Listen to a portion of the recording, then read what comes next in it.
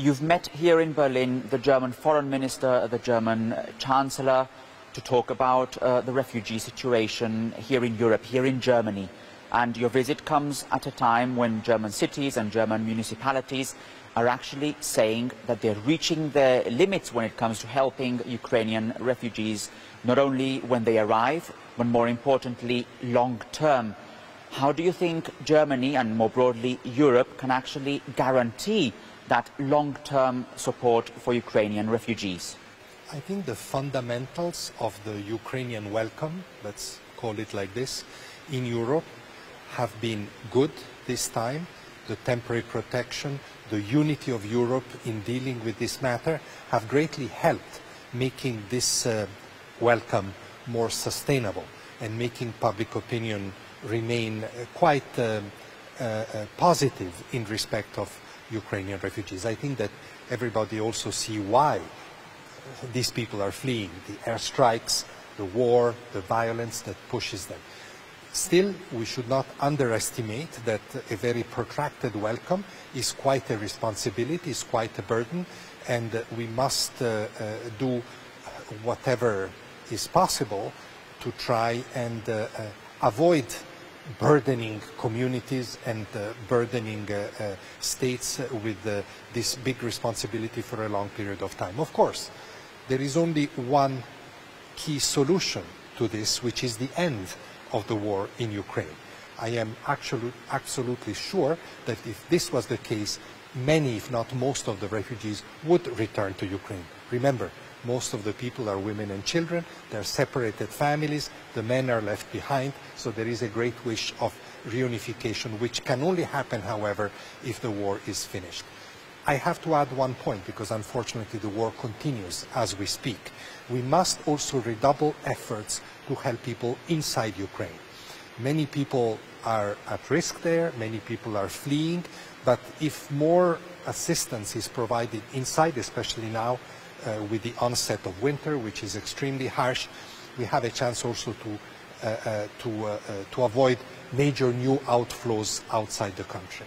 But if they happen, we need to be ready. This is part of the high price that we're all paying for the Russian invasion and for the war that is raging so close to other European countries. But do you think Europe is prepared politically but also economically to help Ukrainian refugees long-term, especially if you consider that many European governments are now also focused on trying to help their own citizens who are affected by inflation, by rising costs, and by the very difficult, the very turbulent economic situation? I'm afraid that everybody will have to be helped. Certainly nationals, especially during this time of high prices, of energy pressure, that is a given that has to be done, but I think we need to continue to help innocent people that are fleeing a war which is not their choice, which they are suffering from. So that is also something that we need to factor in. I think, frankly, it is correct to be concerned, to look ahead, to try to avoid a deterioration of the situation, but up to now Europe has displayed considerable solidarity everywhere. I remember very well, in the first few weeks of the war, there was a great concern that after a few weeks this would collapse. And yet, this continues to be very strong. I visit many countries, many reception centers, many families hosting Ukrainians, and this solidarity continues, and I trust that Europe will continue to display until it's necessary, but we need to address that very, very carefully. How do you react to criticism that has been leveled here in Europe in recent weeks, in recent months, that Europe has shown in a way double standards when it comes to helping Ukrainian refugees on the one hand and helping refugees from other nationalities on the other? Well, you know, the situation is different in different parts of Europe. I just had a discussion with the Chancellor, and we both recalled how actually in 2015-16, granted, there was criticism, there were pressures, but Syrian refugees, for example, were hosted and integrated in German society quite efficiently. So there is a tradition of solidarity and welcome in many European countries, which we should not forget about.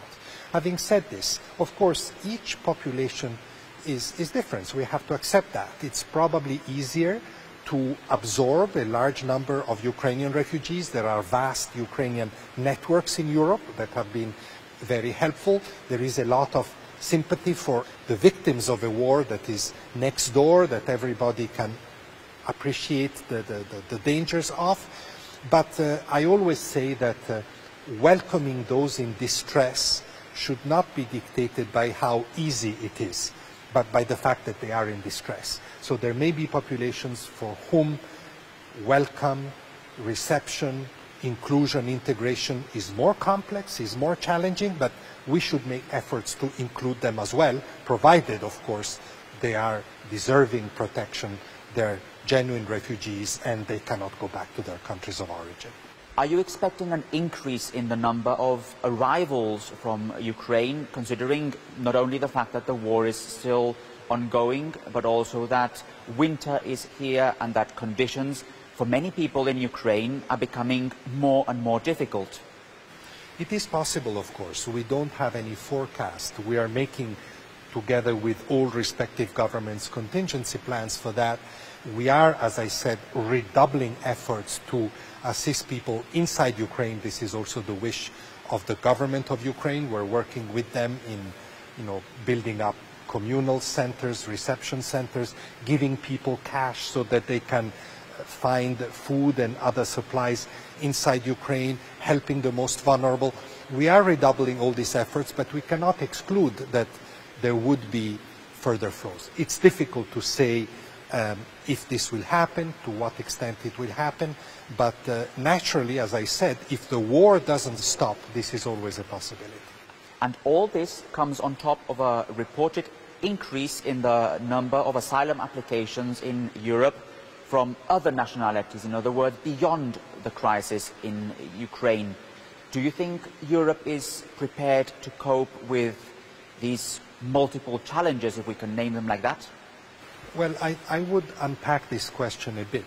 I would recall, first of all, that UNHCR, my organization, talks about 103 million refugees and displaced people around the world. Now, the vast majority of these people are not in Europe.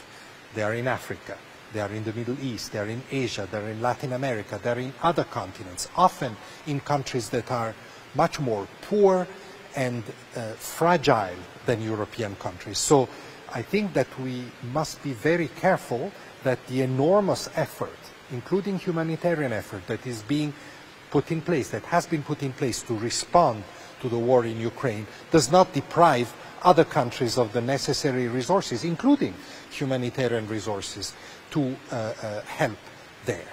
I was very happy today, I discussed with the foreign minister an additional financial contribution of Germany, almost 100 million euros for UNHCR to deal with refugee crisis outside of Europe, to deal with the Syrian refugee crisis that continues, to deal with the Horn of Africa, where drought and conflict are displacing millions of people. It's very important, and Germany is giving the example here.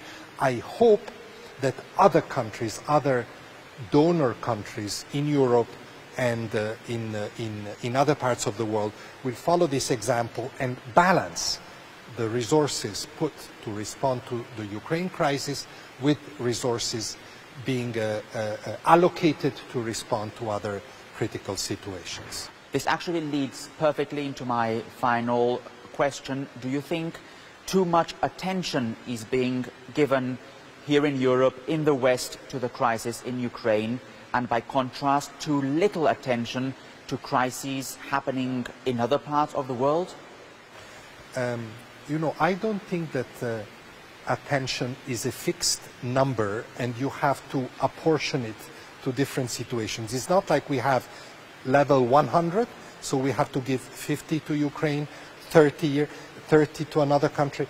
Unfortunately, the problem is that we have more and more crises, so we have to give more and more attention.